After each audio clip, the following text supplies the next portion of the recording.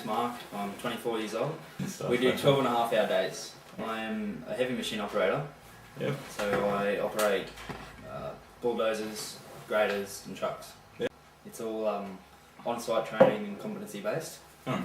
In our industry especially, it's quite easy to be injured, if not worse, die. Yeah. Very simple mistakes like a micro sleep could send you over a high wall. The highest I've been under, I think, is probably around 100 metres. Yeah. And that's not a very big high wall compared to many other mines. No. Micro sleep is, say you're driving along the highway and you're tired and fatigued and you basically fall asleep for a split second. Yeah. And in that time, I think there are ads going on about it a little while ago that if you fall asleep for half a second, you travel 50 metres down the road and you're not controlling the vehicle at that time, and if there's, say, a corner in the road, you don't know to turn because you're asleep. Yeah. So you end up... Or a cliff, 100-metre cliff. Well, in our case, over a high wall and plummet to your death. How long have you been mining for now? I've been mining for 4.5 years. Yeah. And there are many accidents or incidents. Yeah. So a lot of that's based on people's awareness of what they're doing and... Yeah, a lot of it can be put down to human error. Yeah. But there are always other factors as well. Alright. And if anything has ever happened, an accident or an incident, the whole show or the whole job gets pulled up. And we have a two-way radio, as well as an AM/FM. So the two-way radio is for communication around the mine. Yeah. Primarily for job-based communication, but especially on a night shift, if it's getting into the early hours in the morning, no one really minds if you get on and have a chat with someone else. It's actually good fatigue management to say good day and keep yourself awake.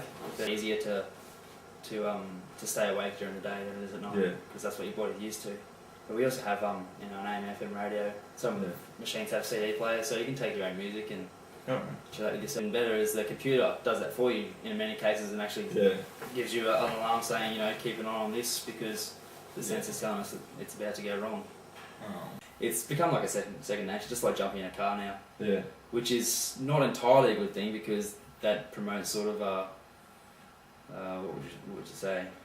Bit of a laid back attitude towards and sometimes if you're just too relaxed, that's when things can happen. So I like to think that I'm very aware of everything that's going on around me when I'm driving a truck, especially because you're a lot bigger than most other machines and you have a lot less vision than a lot of the other machines. Basically, if you pushed a tip head off and left it for 10 minutes, you could see the different level, like where you were and where you've pushed, like the new bit of road you've created has just sunk down a little bit, and and that's dangerous because if you stop paying attention, to that, and if truckies stop paying attention to it and they back right up to the tip head when it's a bit lower, and it's a bit softer, they could get that falling over the 100 metre.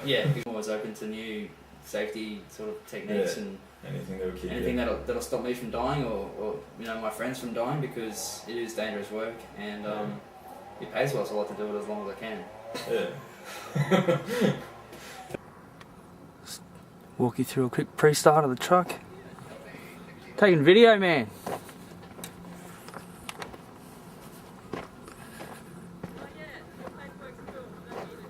Sweet. What's that? Yeah.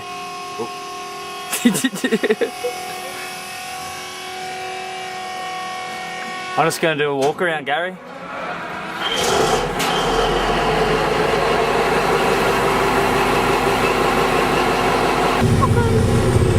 Things to help assist with fatigue management in the trucks. We have the VIMS, which is Vital Information Management System, and it does shit. Comes up with alarms and stuff. It's really handy. What have we got going on here?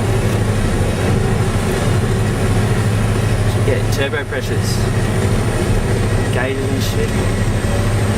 Alright, zoom up back out. We also have optional extras on the truck, such as fatigue warnings. We don't actually have it on this truck. There's just an alarm that sounds to make sure you're awake. We also have 2 ways down by the legs. You call up and get people crap. Make sure they're still awake. They make sure you're awake.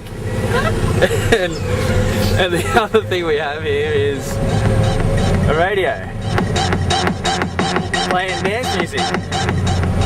And if you feel so inclined, you can buy an iPod like this young lady has and bring your own biscuit pill popping music to work to make sure you're awake. Well, and we have we have a warning coming up.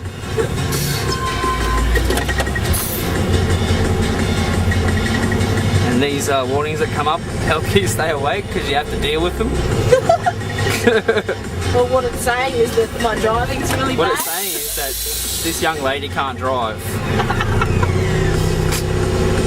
So she definitely needs some fatigue management.